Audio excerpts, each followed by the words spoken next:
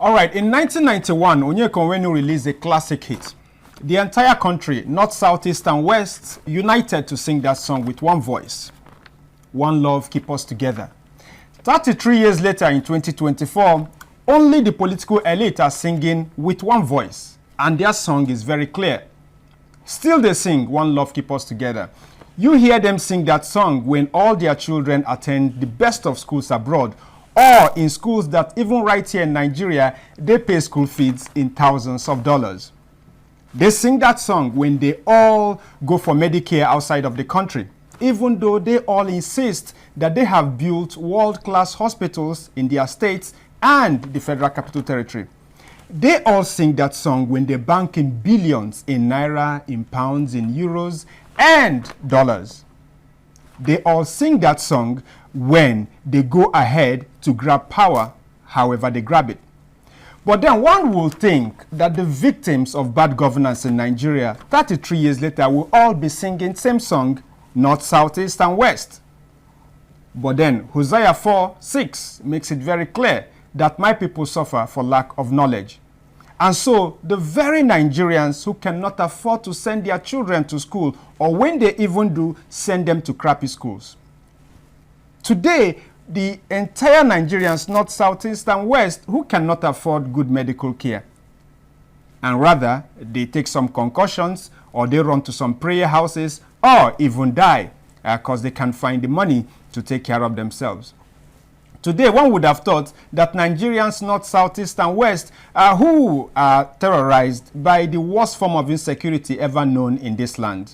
And so they are being raped, they are being killed, they are being kidnapped, in their homes, in their communities, on their farmlands, on the highways.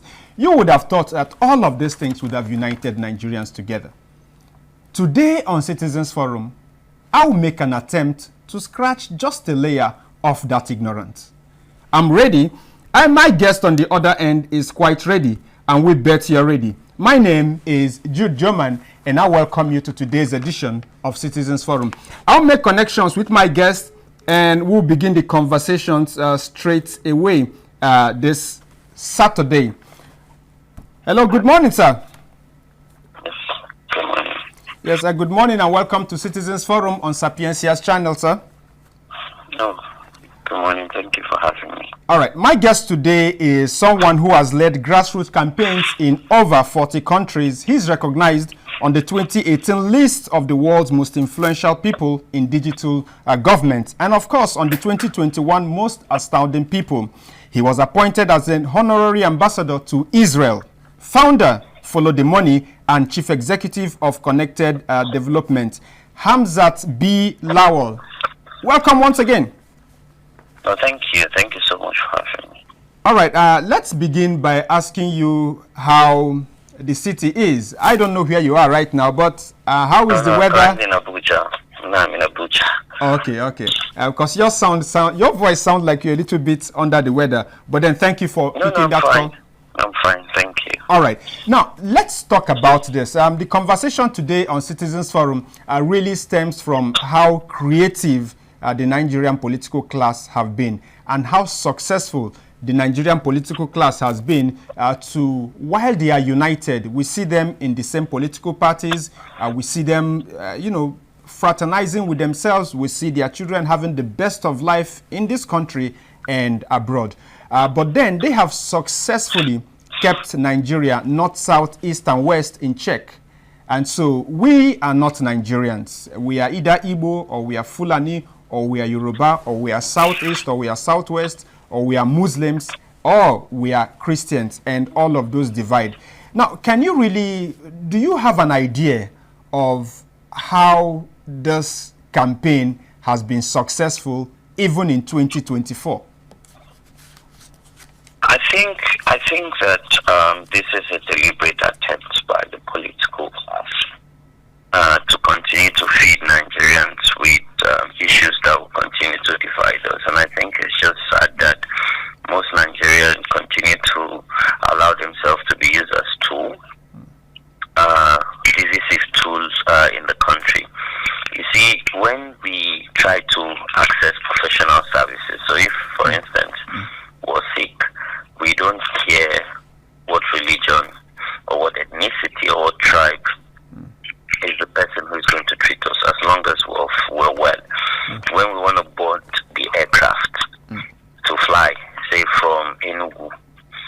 to Abuja or Lagos. We don't care who the pilot is. All we care about is, safe takeoff and safe landing. But you see, when it comes to governance, politics, public service, occupying of public office, and then there's this narrative about, which religion, which region, and it's just sad because this has further divided us over decades. It should take a while to roll this back, because you see people, instead of having debate about the issues, they'd rather focus about religion, ethnicity, region, and issues that disintegrate us as a country and as a people. And this is deliberate, because as we continue to debate issues that are frivolous, like religion, ethnicity, and region, people who are supposed to manage our commonwealth to continue to steal it, because we're not focused on ensuring that they will hold them to account and they use our commonwealth judiciously to serve the collective interests of the people. So it's a plot by some misguided political elite to continue to keep us divided and continue to steal our collective wealth. And until the people realize this and unite and do away with ethnicity, religion, region, then we can unite. Because you see, hunger does not know the difference between a Hausa, Yoruba, or Fulani man, or an Igbo man. You see, poverty does not know if you're Igbo, Hausa, Yoruba, if you're Muslim or Christian. It hits the same way. And the blood that runs through our vein is red, irrespective of your religion, your ethnicity, or your region. So I think if we're able to come off it and understand that we're truly united by humanity and by our shared interest and value as a country, then maybe we'll get it right. All right, but then Hamzat, you see, what you've just said, it's something. This is supposed to be the ideal, and this is in fact the ideal. But then, how can we speak to some of the things that keeps on perpetuating this culture? I'll give an instance. And so, even though we know in every political party, whether you're talking about the PDP or you're talking about the APC, you're talking about Labour Party, or indeed every other party, except maybe one or few parties that you tend to find domiciled in just one state or the other, and you get to find a healthy dose of Nigerians from every mix in these parties. But then when it's time for election, you still see same thing happen. You look at the media, for instance, when it comes to profiling candidates for elections, you see the Nigeria, I'm not talking about social media now, I'm talking about mainstream media. You still see mainstream media today in Nigeria profiling these people based on their strengths in states and regions, and trying to predict where they are going to garner support because of the region they come from and all of that. You also see professionals. You see, the religious people, whether they are imams or whether they are pastors or whether they are reverends, also tend to also do the same thing. So on the one hand, while we all agree that we should do away with all of these tendencies, the reality on ground is that it is almost as if while we say one thing, we do the other. How would you speak to a real effort? And when I say, I mean a real, sincere effort by young Nigerians, because that is the focus of this program today, to come together and change the narrative. Where would you want to suggest that it begins? How do you want to suggest it begins? You see, we can blame the media, but you see, I don't think the media is to be blamed. It is the society itself, because you see, media set narrative from what society, the inputs that society give her. If the Nigerian people agree and decide to do away with this, if any media station then go and start doing ethnic profiling, Nigerian people call them out. And you'll see the media will go as far as even apologizing and retracting herself. So it is a society who's been entrenched in this very sad reality around ethnicity, religion, tribe, and whatnot. So I think it is a society, and what we have to do is do a reorientation and share stories, our our historic story of how Dr. Nnamdi Azikiwe worked with Tafawa Balewa. Yeah. You know, how Awolowo, you know, worked with other leaders across the different region across Nigeria. And how we must be patriotic to put Nigeria first before anything else. Because you see, even if we debate religion, and everything, once you're leaving Nigeria, nobody cares if you're a Muslim or a Christian or Hausa or Yoruba. Outside of Nigeria, people just ask, can I see your passport? Yeah. And the passport you're presenting is a passport of the Federal Republic of Nigeria. You understand? When you commit a crime abroad, nobody cares if you're a Muslim or a Christian or what region you're from. You're a Nigerian citizen. So if we see ourselves as ambassador of Nigeria, whereby we carry good character and we carry ourselves as proud citizens, because if we carry ourselves well as citizens, we would ensure that the political elite also changed their ways. Come to think of it, what is the percentage of the political elite and what is the percentage of the general population of the country? They're less than 2%, highest 5%. So are you trying to say that 5% of people are dominant to over 95% of people? And when we look at it in numbers, that's over 200 million people. So I think we just need to wake up from our slumber. And you know, I apologize if anyone feels insulted, but that's the simple truth. And I think as a society, we must tell ourselves the truth. You see this conversation we're even having, a lot of other media houses will not want to have the conversation. But you know, it gives credence to the fact that you see this as an opportunity to educate people and right the wrongs. Because we can't go into 2027 elections and we're still talking about ethnic profiling, religious profiling. It would continue to do us harm than good as a people. But most importantly, I think we need to be fair and just. You see, if there is equity, fairness, and justice, then no region or religion will feel sidelined. And I think over the years, Nigeria have not done well to be fair,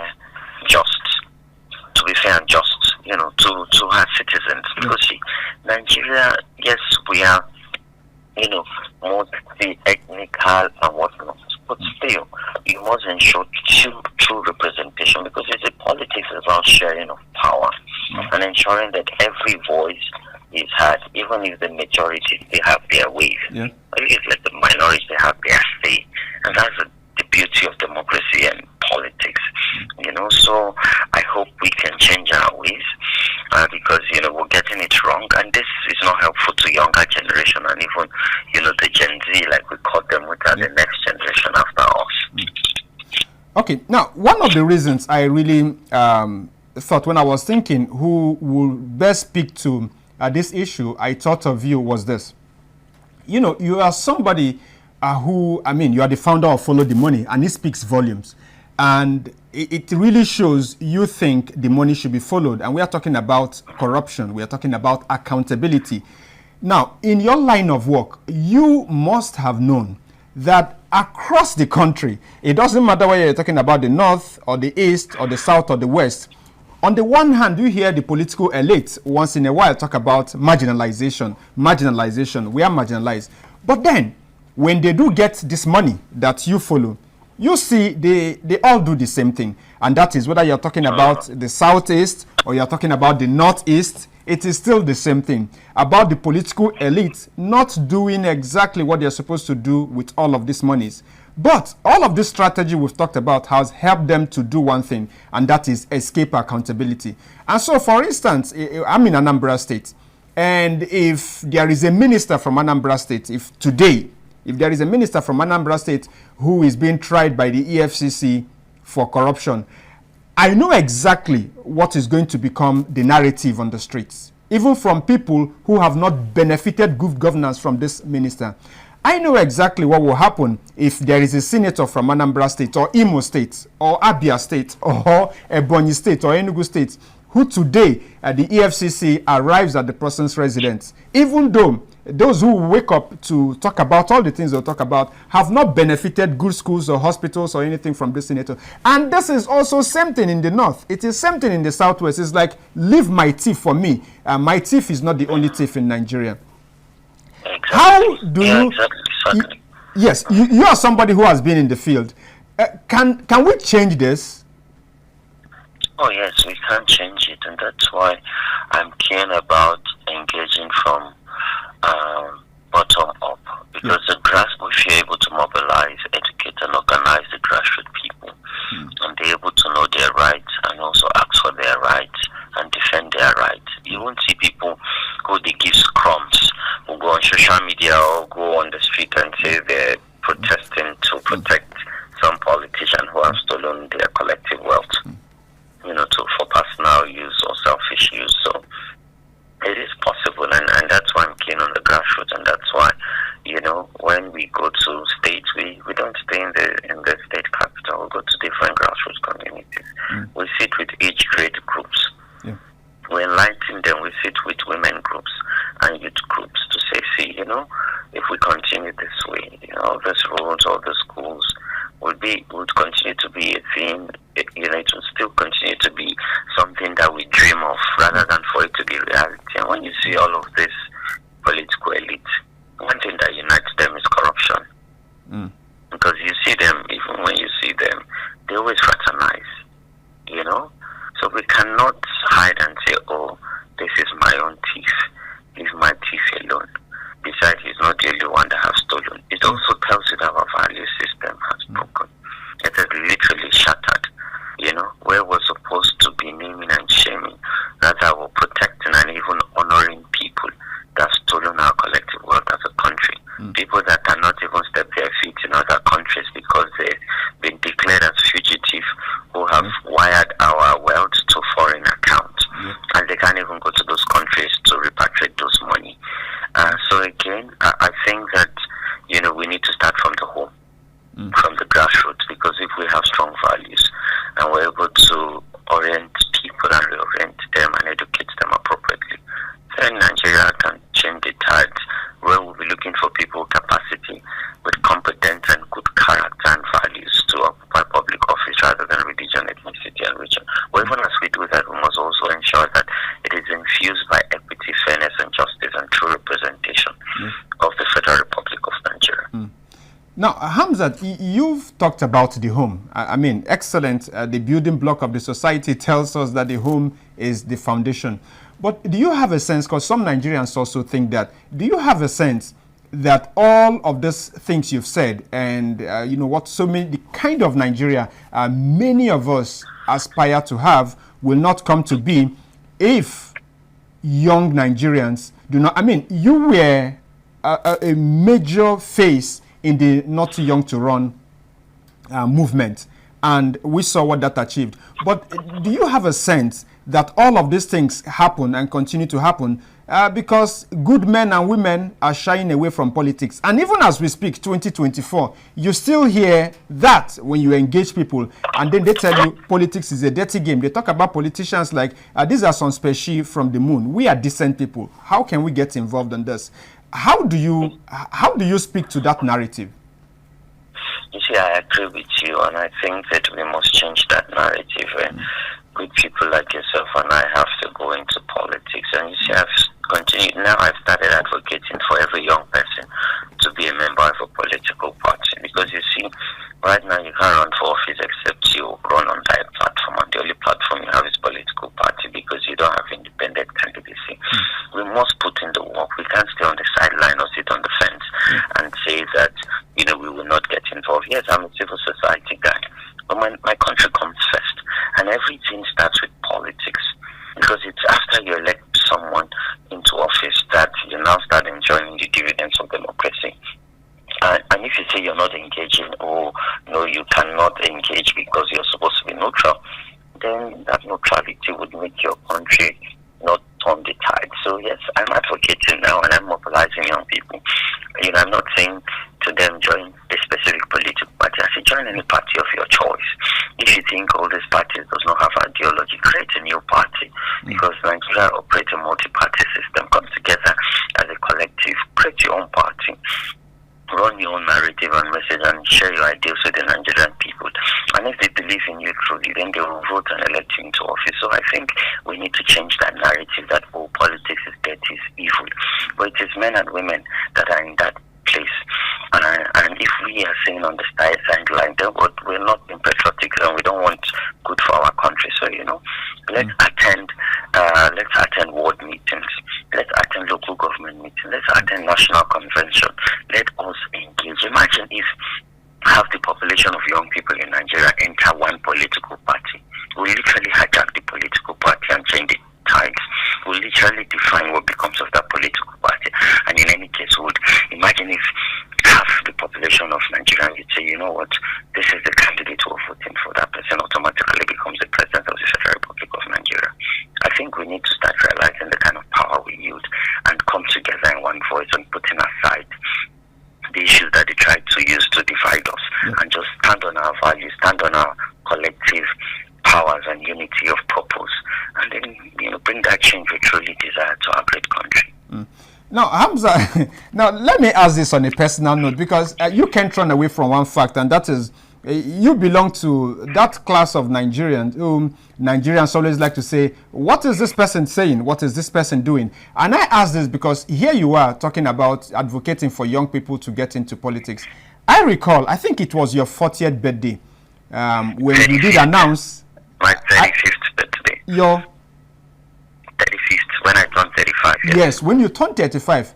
You said something to that direction, but maybe I missed the announcement. I've not heard you step into, a political party, or team up with some guys and some ladies to float a political party. So, what is Hamzat Lawal waiting for? Is the question I want to ask directly. You did not hear it wrongly. Okay. I did a few things behind the scene. Okay. I know a lot of people expected me to come clear and say this is a party I belong to, or this is a position I'm running for. But I'm not ready to let the cat out of the bag, and let's look up and look forward to 2027. God keep us alive and healthy. I think it's coming to a time where we have to publicly declare for a candidate and a political party and mobilize, organize, and lead them into victory. And I think this is something I would do in 2027. Well, I didn't hear this is something I think. I heard this is something I will do. I wish you good luck with all of that, and really thank you for picking that call and being a part of this program. You really enriched what we want to do here today. Imparting your triplets, right? Yes. I've forgotten the three Mazis. How are they doing today? Oh, they're fine. They're very fine, thanks. All right. All right. Thank you very much, Mr. Hamzat. I appreciate this. My pleasure. Take care and continue to do the great work. Bye-bye now. We'll keep doing that. Thank you very much. God bless you. All right, our Still Citizens Forum on Sapientia's channel. The number to call today to be a part of this program is 0903-9195402. 0903-9195402. That's the number to call to be a part of this program today. I really appreciate my guest today, Mr. Hamzat B. Lawal, founder, Follow the Money, and Chief Executive, Connected Development, or simply call it CODE. And he is one great guy out there in Nigeria doing so much, not just in the country, but across the world, using his platform to not only mobilize young people, but also speak up for impoverished communities. Really respect the work he's doing out there, especially the fact that he has refused to identify with what we generally do like to identify with in Nigeria, and that is, I'm Muslim, or I'm Christian, I'm this, I'm that. He always says it. I'm Igbo, I'm Yoruba, I'm Fulani, I'm everything. And that is really the spirit. Now, this program, the inspiration for this program actually came with what trended across the country, especially on social media. And the tabloids too carried it. It was one of the major talking points. And that is where the candidates of the Labour Party, Mr. Peter Obi, did call attention to what he felt, and that is what every citizen should do, voice out their opinion about government projects, government policies, government programs. And so he called attention to the Lagos-Calabar highway. And in return, the minister, rather than refute him fact for fact and, refute that, deny that fact for fact, laid cards on the table, clarify, because you're not just talking to one Nigerian who says something, you're talking to other Nigerians who also share that view. Minister Umahi did reduce what I see, and many Nigerians also see to be a strictly accountability matter. And so citizens call out, especially where it has to do with the opposition party, they have the right to do just that. But then rather than clarify, he threw the ethnic card and talked about Mr. Peter Obi trying to incite the Igbo. Now, that once again whooped up ethnic sentiments where, you know, on social media so many things were said. And so that really inspired this program. But that is not the first time we will say our politicians do this. Somebody is held for corruption, somebody who has not really done anything to improve the lives and livelihood of people in their senatorial zone or their region or their state or their community or their local government, depending on the office that person holds. They always rush to ethnic religious sentiment. And so what then becomes conversation around the country is, well, they're dealing with this person because he is one of us. And so, for instance, if the person is Igbo, you get to hear from the Southeast, well, why wouldn't they do this? They're against the Igbo. And you also hear somebody try to hold the governor accountable or hold a public official accountable. And rather than address what that person is saying, you find the official, on the other hand, saying, well, you are not tolerant. You are saying all of this. What did you say when XYZ was in the office? Today in Nigeria, it is also some people trying to remind others, saying, where were you the 8 years of President Muhammadu Buhari? Why didn't you cry out about this? It might be insecurity. Why didn't you cry out about corruption? Why didn't you cry out about nepotism? Why were you silent then? Why are you saying something now? It's because it's not somebody from your region. You know, we get all of this kickback. But then, all of the countries Nigerians run to, all of the countries we jabber to, this is not how they operate their countries. That's not how they operate their countries. They operate their countries by people getting elected or appointed into an office, and then they simply get in there and do the very things they are supposed to do. And when citizens also call out, or the opposition party call out, they address that as either a party issue or a accountability issue. You don't hear the Americans or the Britons, for instance, reducing any matter to race. Even though they have those issues in America. America has a deep-seated racial issue, and nobody can deny that. But we see time and time again, whether it's about gun legislation or it's about police brutality, so many things happen in that country.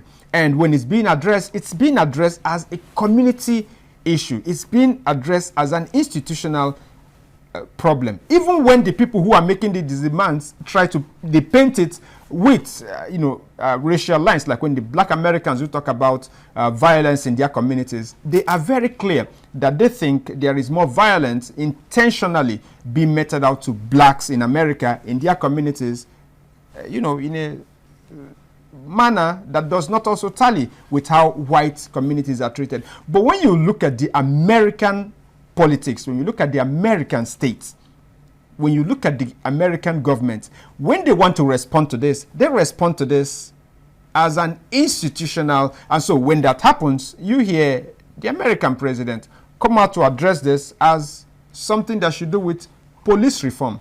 You hear them begin to talk about gun legislation and how much powers they allow the NRA. That's how they deal with it, even though they have an issue. But the reverse is the case in Nigeria.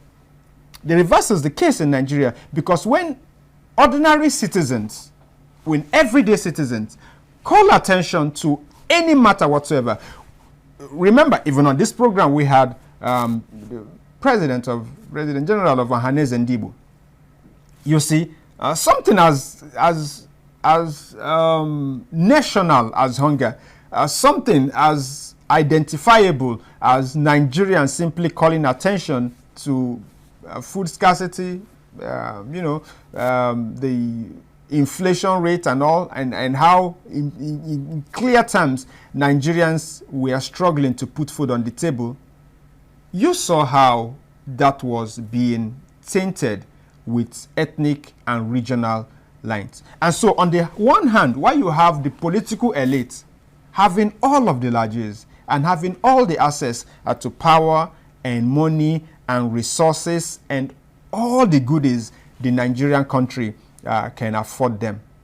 United, you see them attend their children's wedding. United, you see them belong to political parties. United, you see them attend church services even though when they are Muslims and they need to attend one function or the other of their Christian friends.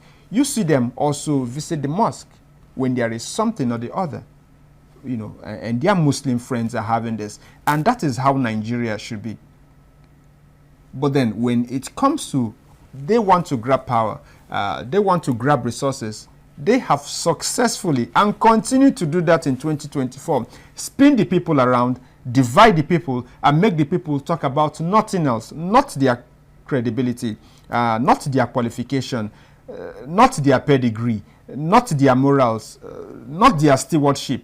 That is not what happens. Instead, you also find that when somebody who is not considered an indigene of the state tries to hold government accountable, you hear Nigerians, and I'm not even talking about the politicians now, even they do that, but you hear the everyday Nigerian tell the person, if you think, go back to your state. If you don't like it how we do it, if you don't like how we do it here, go back to your state. And so we really know that this is one problem we must deal with as a people. Oh, yes, welcome to the program. Thank you very much for bringing the man all the way from the north. I've forgotten his name. Hazmat Lawal. Hazmat Lawal. He's an intelligent person. Just on what he has said and the way he has responded to the problem in such a way. He's an informed fellow. I'm one of those who want to better Nigeria. Mr. Ezekiel, this is from honestly. All right. Welcome, Ezekiel. I think what you are asking has been a problem. This year religion and ethnicity, this has become the problem of the black man, especially in Nigeria. Down here in our nature, I will try to tell you that people who are not indigenous, who are doing well, contributing their quota for the growth of the state, when it comes to power or leadership sharing, they will skip. Yet they contribute their quota. All that is viable is to make sure the economy of the state is viable. So it is across board. And when it comes to nation, I will be shouting. I think we should learn a lesson. What David Umahi has done is what I thought misplaced priority. And before His Excellency Peter Obi made that comment, we have been saying it. It's just that an arrowhead talk about it. Are you getting it? Yep. It becomes news. Personally, and many of us who call across radio stations have condemned that coastal, whatever they call it. We don't need it now. We are talking about there's no money. We're talking about the country going bankruptcy. We're talking about how cheap and every other thing. And yet we still have the money to go and waste on a project that will take more than 20 years. Let me tell you the fact. That project will not see the light of the day within this administration if they last 8 years. Are you getting it? When the roads we are having have not been fixed. I said, go and survey. Most of the federal roads are done by the military. Is there a federal road? New one, fresh, done by this civilian. Doesn't matter the party in power, are you getting it? Yes. Even for them to dualize the ones that the military have done, they can't. It is digitally. Every year in decade out. Enugu Onitsha Expressway, Enugu Patakot Expressway, Ibadan Lagos Expressway, Benin Ore Lagos Expressway. On top of the north, where we think that it's Eldorado, when we know it is not Eldorado. Are you getting it? Who did this to us? Ourselves. Because our land to use religion to divide us. Those countries who are doing fine, are they too religious? What are they worshipping? Even those we term idol worshippers, are they not doing better than us? every day we begin to profile people's names, all because it's not from our angle. Yeah. What has Obi said that will warrant an Igbo man, the person of Umahi, to say that Obi is inciting the uninformed Igbos? Do you see the language he used? That's an Ibunditi now. Anyamori Obi Geoman incite. As if we are from that place. Let me not call the angle I'm coming from. We are you to know. I said, go, stand as zombies. We don't know our right. We don't know what is good. And to make the matter worse, is a fellow case man. They want to use you to draw the dagger. If it is outside now, something will happen. But we are wiser than him or them who want to, bring dichotomy. What Obi has said is nothing with the truth. We have said it before he said it. Just that our voice is not heard. Yep. It's not from the print media where national delegates will carry it.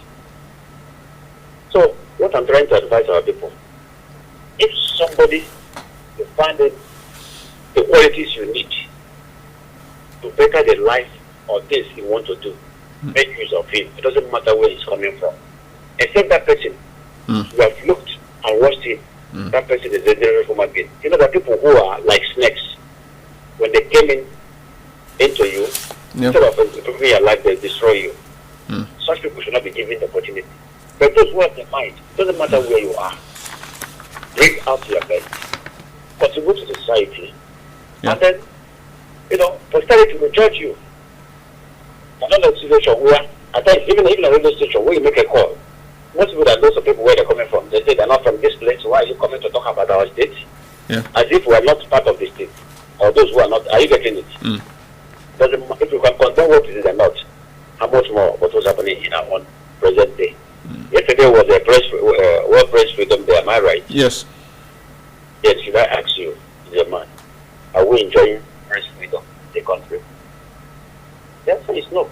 This morning I had a news, this analysis, where a media person was missing, only to be trained to the police station.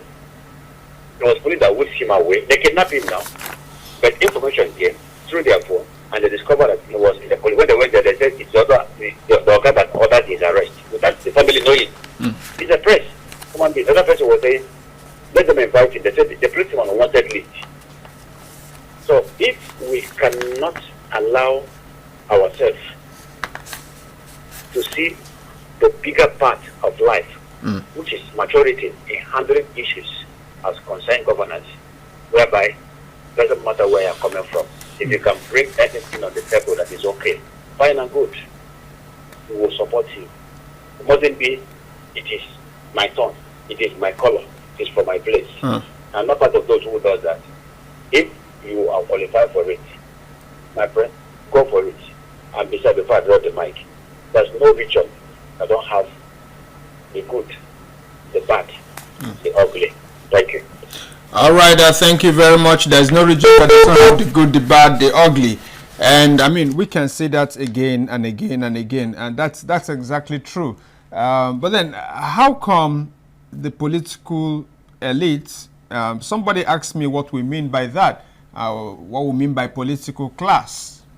Someone has asked me that even on this platform. What do we mean by political elite, and what do we mean by political class? Well, for the sake of this program, I'll say we mean exactly what we mean when we say the political elite and the political class. Same people. All right, even though we say all of these things, they are still very successful in deploying the tool of religion, in deploying the tool of tribe to hush anyone who wants to ask them of accountability. They do this ever so successfully. And you can just understand how successful it is when you listen to the things we say, even on social media, because that seems to be the easiest way to get where the mind of people are at any point in time on any subject matter. And so if you want to know where the mind of people are on any subject matter in Nigeria, you just get a feel of that. And you find that we are really, would I say, uninformed about most of these things. And most times we refuse to use our power. Like my guest was talking about, yesterday was Press Freedom Day. And when we talk about press freedom in Nigeria, most of us look to just one thing. And look, when you're talking about a picture, one feature never defines any picture. And that includes even you go to the studio or use your phone and you take a picture of yourself. One thing cannot define that picture. It can't even be your face that defines, entirety of that picture. Because some other person might also look at the colors and look at the, picture quality and all of that. So many things define a picture, right? And so when we talk about press freedom, one thing we can talk about, of course, is the government and how the government, that's the heavy one because of the overwhelming power of government. But one thing we can't also lose sight of in Nigeria is the Nigerian people and docility in the country. Where, yes, the press also knows, and there are sufficient examples to prove them right, that, if they come for me, who stands up? And all the states where in recent times we've had reasons to say, or we have incidents where a reporter, a broadcaster, a journalist was arrested or they were molested and all of that, or even during the tenure of President Muhammadu Buhari. I don't know if that has changed now, when media houses, select media houses, were targeted and refused access to press briefings at the villa. Nigerians did nothing, absolutely nothing. Yes, Nigerians talk about it, but Nigerians are not famous for saying this is unacceptable and then they go ahead. So when we talk about press freedom, Nigerians must take responsibility of one fact. Why on the one hand? Because the media is a bridge. The media is a bridge. The media is a bridge between the powerful and the powerless.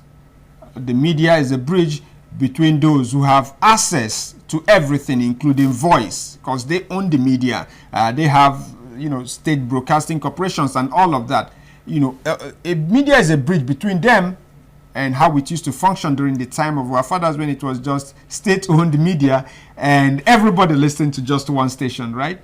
To today, where the people do have a voice. And so the media across Nigeria, the press across Nigeria, radio, TV stations, every day dedicate, and this is most media houses, dedicate their breakfast program, Waking Up, which is the most powerful program in the media houses, to giving the people a voice, right?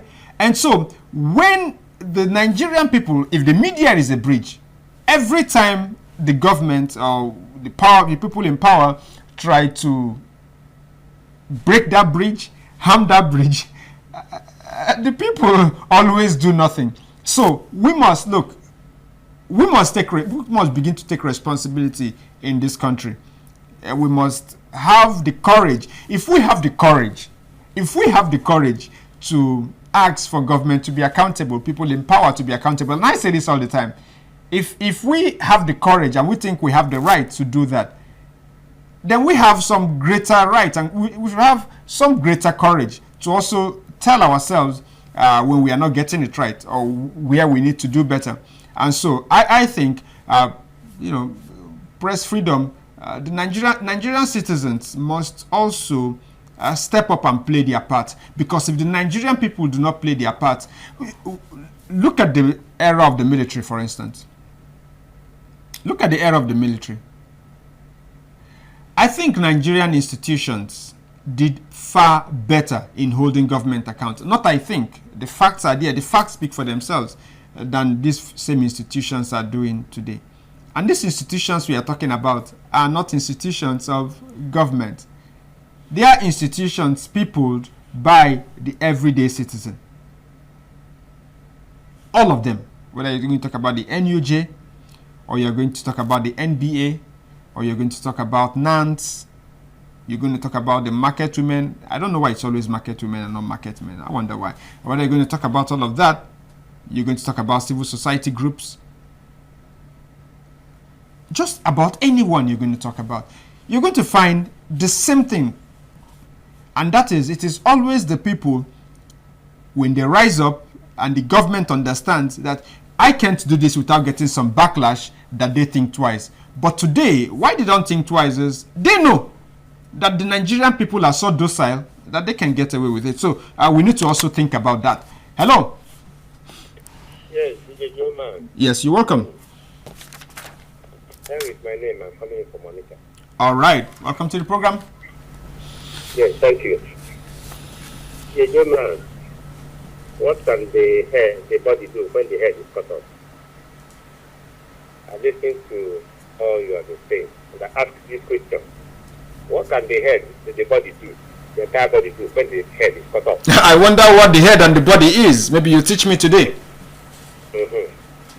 So, if the media, this serves as the bridge between the commoner and the government, as we deny that freedom to operate, what can the pharmacists do then? A chain is as weak just as its weakest link. It's an English proverb. A chain is as weak just as its weakest link. So, when the media is not giving the, Can you repeat this your proverb? A chain, Yeah. chain, now. Yeah. It is as weak, just as its weakest link. All right. Now, can you tell us the weakest link in this? I like this proverb. I want us to stay on this proverb because it's a wonderful one. So Okay. which is the weakest link in all of this? Can you enlighten us? The media is the weakest link. So between the government and the media and the people, who is the weakest? Sorry? Between the government, people in power. The weakest is the commoners. Let me ask it so maybe you understand it better. Between the government, people in power, and that includes the police, the military, top politicians, and all of that, whether in opposition and the rich man, all of these people, between them and the media, and then the everyday citizen, we like to call the masses or ordinary Nigerians. Who is the weakest link in this? The weakest link is the commoner. All right. So if by your own logic, yes, I like what you're saying. By your own logic, it is the commoners who have failed. By your own logic, not my logic now. By your own logic, that weakest link refusing to play its role and remaining weak. That is exactly what I was saying. But then go ahead, sir. Sorry, come again with your question. I'm saying your own logic you threw on the table, not mine. No, come again with your first question. Let me get you. No, I've asked it and you answered me. I asked you, I said, the weakest link, between the powerful, politically exposed, rich, whatever, government, all of that, and the media, and then the people. It's a three-way thing. It's a trinity, right? So, which is the weakest? And you said the commoners. That was what you said, not me. The weakest link is the media, please. That's wrong. Yes. No, you're wrong. You got it right the first time. I think you're trying to rig the election, and you can't rig the election, sir. No, I didn't get you correctly. All right, we're completely out of time. I'm sorry, we're completely out of time. I need to sign out. It's okay. All right. Honestly, thank you very much because you enriched this conversation, and I'm very happy that you ended this call. We can differ. Okay, we can differ. I'm not saying I'm completely right, and I'm not saying you're wrong. But what I'm simply saying is, let us think about it. We all have a role to play. I'll give you an example. Sapientia could as well decide that every Saturday from 11 to 12, we are going to play music. And you know me, I would love that. That would be wonderful. Honestly, it's very entertaining and all. And trust me, we're going to get more listeners. If everybody knows that 11 to 12, we're going to get music. But we feel a sense of responsibility. All right? And then we're doing this. Sense of responsibility. Then we are doing this. So also, we talk about the government. So somebody is elected a governor or a senator or this. Yes, you have access to all of the billions. But then what we are asking for is have that sense of responsibility to the impoverished people, to those who can't afford to pay school fees, to those who can't afford medical care, to those who can't afford security. Have a sense of responsibility to these people and do what you're supposed to do. Look, It doesn't matter how we paint this picture. We can't absolve the people of blame.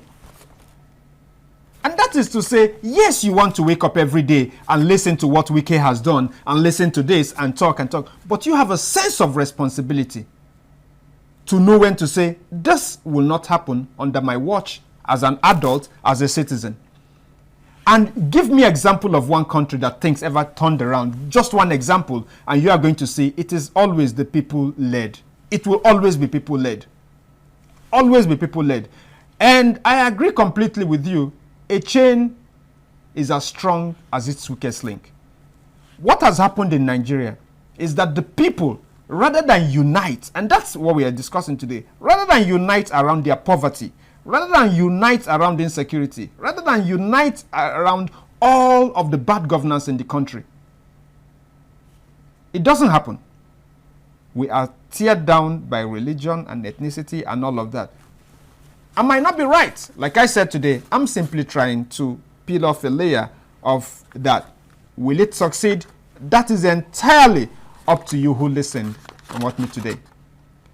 Citizens Forum will be here, same time, same station next week. Still remain Jude, Geoman. Do have a beautiful day ahead. We are the dream. We are the nation. We are